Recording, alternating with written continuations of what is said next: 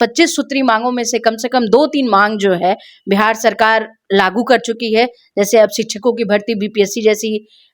परीक्षा के माध्यम से हो रही है, और उस मांग में ये पहली मांग थी कि जो टीचरों की भर्ती हो रही है, वो भर्ती जो है वो बीपीएससी या बीपीएससी जैसी किसी परीक्षा के थ्रू टीचरों की भर्ती हो जाता है। उपेंद्र कुशवाहा जी लगातार शिक्षा को लेकर के बोलते रहते हैं, शिक्षा को लेकर के जोर देते हैं और पूरे बिहार में एक बार शिक्षा को लेकर के यात्रा भी निकाले थे, उसके बाद भी शिक्षा व्यवस्था में कोई सुधार नहीं हो रही है।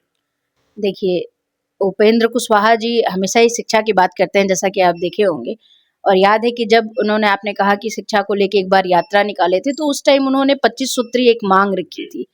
और उस मांग में ये पहली मांग थी कि जो टीचरों की भर्ती हो रही है, वो भर्ती जो है वो बीपीएससी या बीपीएससी जैसी किसी परीक्षा के थ्रू टीचरों की भर्ती हो जाए, ताकि अच्छे शिक्षक अगर भर्ती होंगे तभी विकास होगा, और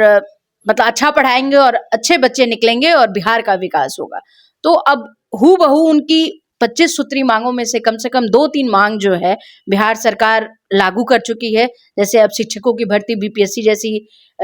परीक्षा के माध्यम से हो रही है। उन्होंने मिड डे मील को कहा था कि जो मिड डे मील की व्यवस्था है वो होनी चाहिए, लेकिन उसको किसी एक एजेंसी हायर कर लेनी चाहिए, उसके थ्रू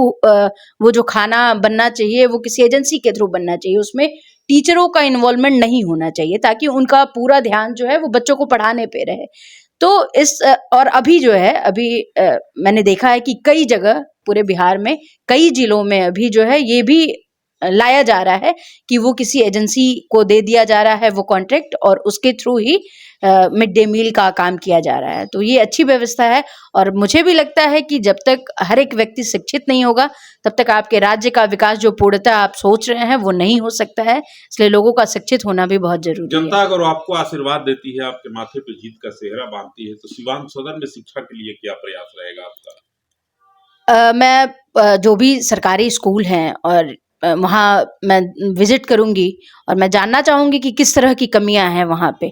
वैसे तो सरकार बहुत कुछ मुहैया करा रही है, जो कि स्कूल को बेहतर बनाने में एक उनका बहुत बड़ा योगदान है। अगर कुछ खामियां रह गई तो मैं उस पर बात करके जरूर संज्ञान लूंगी और शिक्षा व्यवस्था को उत्तम बनाने की कोशिश करूंगी।